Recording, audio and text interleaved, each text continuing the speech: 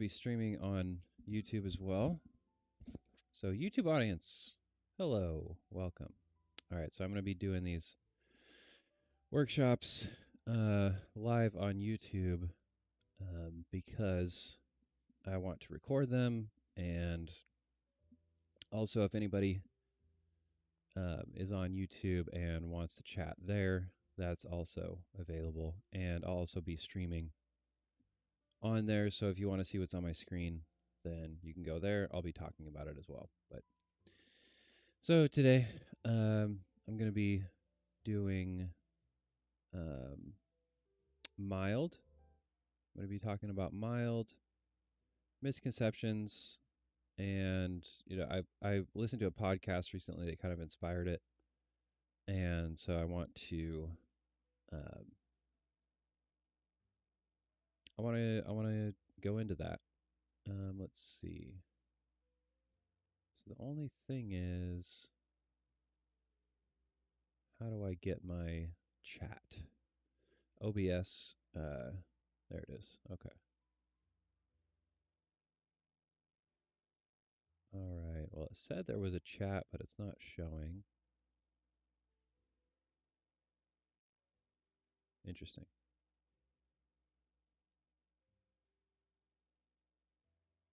All right.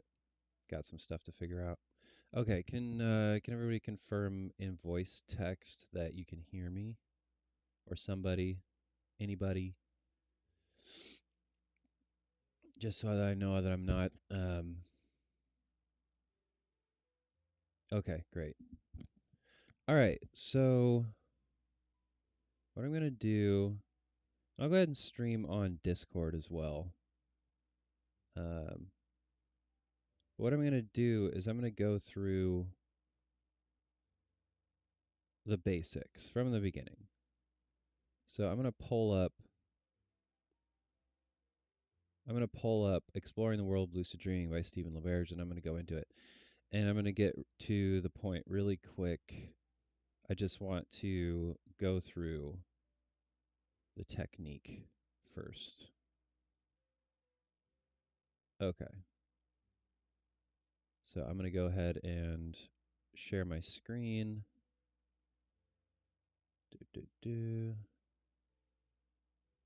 There we go. All right. So if you're on Discord, you can see. If you're on YouTube, you can see. Also, I have both chats open. So I encourage questions. Please ask questions. And if you want to join me on the stage, you can do that as well. We can voice chat. Just know that I am recording on YouTube. So totally fine. It's up to you. All right. So let's get into it. So this is Exploring the World of Lucid Dreaming, a digital copy. You can find this online. I would definitely recommend to buy it. Let's see if I can remember the page of the PDF that it's on. Okay, cool. So definitely buy it. It's super cheap. Probably the best lucid dreaming book out there. It was written in the 90s. It's still the best. Excuse me. So I'll be taking drinks with my coffee from time to time. All right. So what what mild has become over time is like the technique to do in the lucid dreaming community. Like the technique. Everybody wants to do mild. Or everybody tells everybody else to do mild. Is probably more accurate. And um, what I want to do today is, let me make myself a little smaller there on the screen. I guess on the YouTube stream I have an avatar, and it's going to get in the way a little bit, so I'll try not to have it get in the way too much. So, all right, so the justification or the idea that Stephen LaBerge had was that he had a realization that memory was kind of the um, underlying, uh, s- uh, not psychological. driver of um, of lucid dreams. Like you got to remember that you're in a dream. Like you got to remember your intentions. Got to remember your reality checks, your dream signs. Um, so he kind of goes into this in this chapter about mild. He explains how he came up with it, where it came from, and so on. He has, and this is something that most people miss is his prerequisites to successfully induce lucid dreams with mild. You need to have certain capacities. So this is what most people just completely miss, and most people who recommend mild totally ignore. And basically, what Stephen LaBerge is doing here is he's saying you need to exercise certain underlying skills in order to perform mild correctly. If you don't have these underlying skills or abilities, capacities, then your likelihood of success with mild is going to be much, much lower. And so his first prerequisite here is perspective memory training. The whole thing is based on memory. And so he goes through, you know, targets. He explains what targets are, how to choose a target, what to do when you experience a target, tracking how many of your targets you hit, um, and then also consistency. Doing this for at least a week. So, and this is before you even do the technique, right? And yeah, I kind of like that because it builds up your expectations over time rather than just going right into the technique. You're kind of building up your expectations as you're doing this practice. It's concentrating your intention and your expectations into this task that you're doing. And often when you accumulate over time, practice and focus, then you're going to be more prepared. Um, so then he goes through targets and he lays out a daily schedule. Um, and every time you see the target, you're going to do a reality check. Then goes into the mild technique, step by step there. And then he also goes into auto suggestion hypnosis. So a lot of people, there's a big misconception in the lucid dreaming community that M in mild is mantra. That's old and common. You'll even see it. Um, you'll even see it with popular lucid dreaming content creators, and you know they'll they'll emphasize the auto suggestion piece a lot more than it needs to be emphasized. Um, and kind of linking it with intention, saying you need to use auto suggestion to set your intention. And that's just not true. The auto suggestion is something that Stephen LaBerge included because it worked for him, and it also worked for other people at the time that he was going to this. Like Patricia Garfield here was a huge voice in the 80s for lucid dreaming and dreaming in general. So she has, she's much more on the spiritual side of things and very Jungian. So she has a book, a dream dictionary, I believe, like how to interpret your dreams, which I am, they really annoy me. The dream dictionaries really irritate me. It might work, um, if you really want to know about this kind of stuff, you can look up a thing called the continuity hypothesis and studies done around that where they have found that dreams do have meaning and that it does have a relation to your psychological state. So if you learn how to read your dreams, then yeah, you can deduce your psychological state. It's just very complicated. So just going to a dream dictionary and saying, "Oh yeah, there was a bear in my dream, and so this and that, and that's what my dream means." It's just not true. Um, it simply because it doesn't apply to everybody. So Patricia Garfield, she claimed that using a method of self-suggestion, she obtained the ability to increase the frequency of prolonged lucid dreams um, from 0 to a high of 3 per week. So the thing about autosuggestion is it's an intention technique. It's simply an intention technique. And so the problem with that is that most people don't understand how intention works. Um,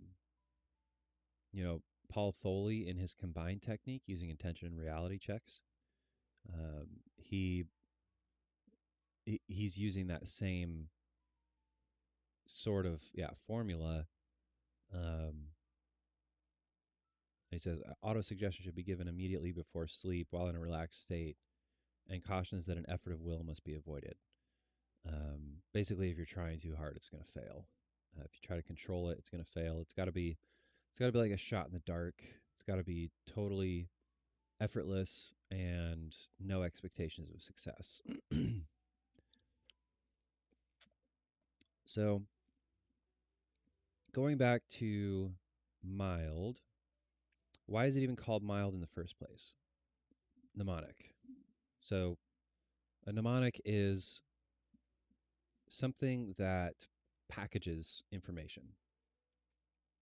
So, in terms of memory, a mnemonic is something that is smaller than the information that it holds. So, the acronym MILD is a mnemonic. You have 4 letters, MILD, which holds the information mnemonic, induced, lucid dream. Not only that, as you learn about the mild technique and you understand it, that term mild takes on even more information, even more meaning, to the point where just saying mild can bring up an entire, encyclopedia of information about lucid dreaming, about intention, about memory, to where all you need to do is see those 4 letters, MILD, and you've accessed a ton of information. And that's essentially what a mnemonic is. There's a lot of different formats that a mnemonic can take. Um, the classic ones are um, acronyms and uh, like in math, like using phrases to remember acronyms. So like the order of operations is like every good boy gets fudge or something like that. So you it's easier to memorize that phrase than it is to memorize the actual information that you're trying to memorize. Like the order of operations is like um, if I remember, like the way I memorized it was I think it was like Pem tab or something like that. And if I thought about it, I could remember it. And so that's all the letters. And so it kind of creates its own word. Like Pem tab's like its own word. So I remember that word, and then I remember every letter from that word, and each letter corresponds to one of the order of operations. So you're kind of using the mechanics of the mind, memory. We remember certain things easier. We remember stories easier. We remember music uh, easier. We remember smells easier. Easier than large amounts of information. So if you can package that large amount of information inside a trigger, inside uh, this this mnemonic, this point, then you can come back to that, and um, when you trigger that, you hit that trigger, and then all of that information comes out. So there's two aspects of mnemonic in the technique. One is um, recalling as many details as possible from your dream. That's the first part. So one of the common mnemonic techniques is using previous memories. And that's really what a mnemonic is, using a previous memory. You already know um, what, every good boy gets fudge. Like you already know all that, and it's easier to recall than something you're learning that's new, which is, multiplication, division, exponents, all this stuff. So it's easier for you to remember something you already know. And so if you're trying to learn something new, it's easier to learn if you can attach that new information to old information. Okay. And the old information in this context is a previous dream. So you already have a dream, and you're going to use that as your container, so to speak. Um, so the other aspect that's mnemonic is find a dream sign in the experience. And I think Stephen LaBerge kind of doesn't do a great job of explaining the technique in the steps. He explains everything up here. He's explaining the technique up here, talking about forming mental associations, talking about a memory aid, visualizing what you intend to remember, um, using perspective memory, but he, he doesn't really emphasize those mnemonic aspects. So I think it kind of makes sense that people get confused or emphasize the wrong points. Um, but I was listening to a podcast the other day, Andrew Holotek's Edge of Mind podcast, and he had on Dr. Kristen Lamarca, and she was talking about how when she explained mild, it was emphasizing the dream sign, and she's done many of Stephen LeBerge's retreats and has assisted him in the retreats. And so she knows what she's talking about. And so clearly, even from Stephen LeBerge, his emphasis is on using a dream sign with a previous dream memory. But it's not really emphasized in the book, not really emphasized very well in the book. And so I think that's something that has been missed in the lucid dreaming community quite a bit.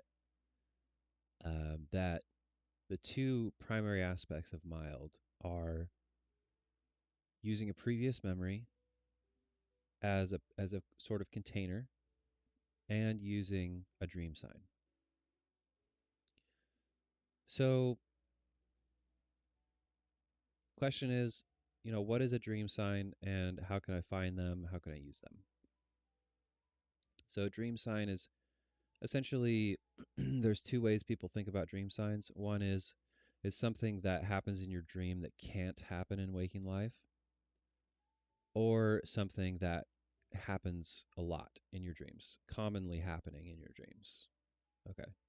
So I prefer the second definition, something that happens in your dream regularly, rather than something that could only happen in your dream. Um, because you're wanting something that is that is repeating, something that happens a lot. That's going to be more effective. Just having something that doesn't happen in waking life isn't going to be more likely to give you a lucid dream unless you believe it. If you believe that it's more likely, then and you focus more on it, then you'll probably end up making it happen just because you believe it. But um, when you're in a dream, the dream logic will take over, and the dream will explain anything and everything, no matter how crazy it is. You know, it'll just be like, oh yeah, that's totally normal. So the the the aspect of, oh, it's more effective if you use something that never happens in waking life, that depends on your ability to recognize the difference between your dream and waking life. And if you can't recognize that, your dream will just make up a reason for whatever's happening. And you know, you're you're putting the cart before the horse, because you're saying, you know, I'm going to recognize that it's a dream because the dream is going to be different than waking life. But you have to be able to recognize the dream in order to know that it's different than waking life. So how can you recognize that it's different for waking life if you can't recognize that it's a dream? Right? So it's like, um that's why I like repeating dream signs. Things that are happening a lot, because then you have more chances to become lucid. Um so if it's something where, you know, you're having dreams where, and I've been told a lot by people that, oh, I don't have dream signs. Like there's nothing in my dreams that happen, that repeat a lot. And you know, that's never true. It's never true. So then I every time I've talked to people about that and going into it, um, say, okay, tell me a dream. Um, and inevitably, what people mean by I never have the same dream is they never see the same thing. Because most people, when they think about dreams, it's all visual. They're just thinking about the visuals. What am I seeing? And maybe that's a lot of what people experience, but there's so much more to dreams than just the visuals. And I think, yeah, every time I've gone through this exercise with people, they start to realize that there's other things that are happening in their dreams, and they just don't think about it. There seems to be some kind of assumption that dreams are just visual, like movies. Um, but you know, a movie includes sound. A movie includes emotion. A movie, um, you may you there but might be memories that are triggered by watching a movie. So whenever I talk about people's dream signs, okay, well, think of it more abstractly. Do you, um, you know, in your dreams, are you being chased a lot, or are you anxious a lot, or are you switching scenes a lot? Are you, um, you know, is there trying to broaden your analysis to more abstract? Um, just thinking about it in different ways, um, and doing that, inevitably, the person will be like, "Oh yeah, this actually happens quite a bit."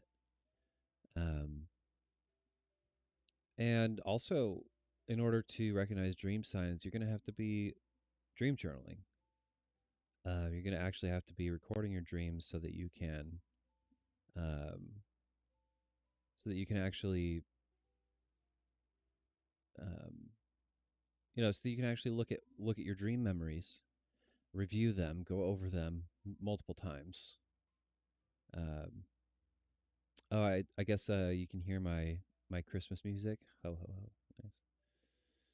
Um, See, dream sign is something that could alert you that it is a dream, like a sign saying that it is a dream. It fills both definitions. I think it's something I should have noticed, or something that I slowed down and thought of, but didn't conclude that it was a dream. Um, yeah, so that's the thing that's like, oh, this is going to tell me that it's a dream versus that it's waking life.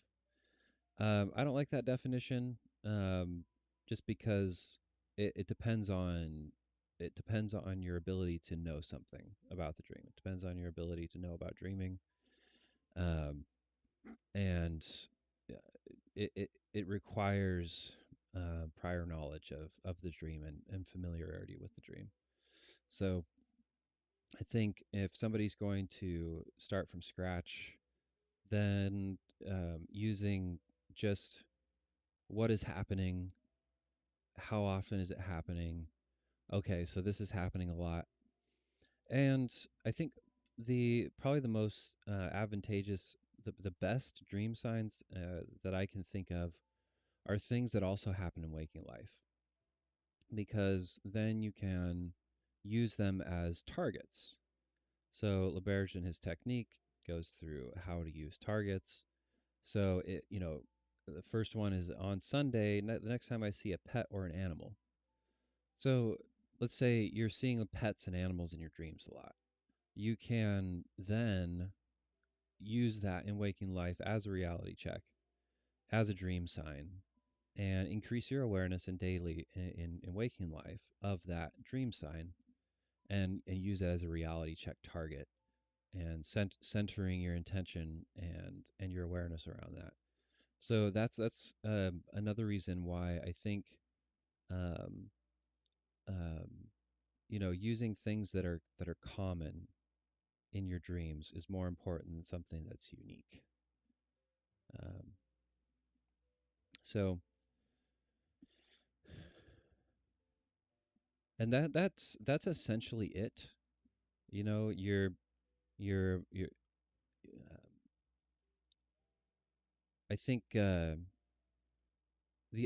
final thing I would say is, you know, this isn't about quantity, it's about quality. And so but at the same time it's about consistency. So you'll need you'll need a certain level of quantity to really understand what you're doing. That's why I like the idea of not even trying to do a lucid dreaming technique at first. If you're initially trying to learn, I like the idea of learning how to learning the skills that enable you to lucid dream. The perspective memory, the intention, um, and then also learning how to do exercises around your sleep, like dream journaling. Start kind of getting yourself in the habit of doing those things around your sleep, conditioning yourself, training yourself to do these things on a regular basis. And this is all for a regular lucid dreaming practice, to where you're expecting to have lucid dreams on a regular basis, a few times a week, probably. I would say eventually you'll get there. You may not have that right now, but I think that's in the higher level of performance of 3 times a week, especially if you're getting like nice, long, quality lucid dreams where you can actually perform goals and stuff like that. That's a really nice place to be. Um, but yeah, it's gonna take time. It takes time for this stuff to sink in. It takes time to train yourself to recognize things. If you think about it in waking life, every time I see a basketball, I'm going to reality check. Like, it takes time to even remember to do that, because you're going to see a basketball and not think about it, and then later realize you saw a basketball and be, oh crap, I forgot. So then it takes time to even condition yourself to remember anything. Okay. Um, so that's essentially it, and that's really all I wanted to go through today. The workshops are something that I want to cover certain topics that beginners are struggling with, have questions on. I know that this time of year isn't exactly there's not a lot of people online, and then also lucid dreaming is becoming less popular these days. So, but I'm trying to create some YouTube content and create some workshops that people can use, and try to create free avenues for people to learn how to lucid dream, and also try to debunk misconceptions, because I think a lot of these misconceptions end up gatekeeping new people from learning.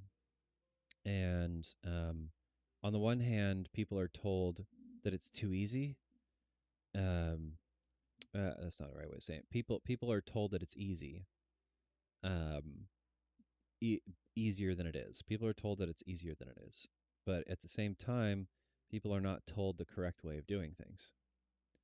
So, you gotta have a balance there where you're communicating the techniques correctly, so people are performing them correctly with full effort, but also, not being unrealistic about, like, this is going to take a while, like this is going to take some time. So, but one of the, I want to communicate things in such a way where it's like, you can believe that you're going to do this, and that it takes time, it takes effort. And the most important thing there is to recognize your progress. Recognize your progress. If you can't recognize your progress, you're not going to know what's working. And so you're going to keep on trying the same thing over and over again, then give up.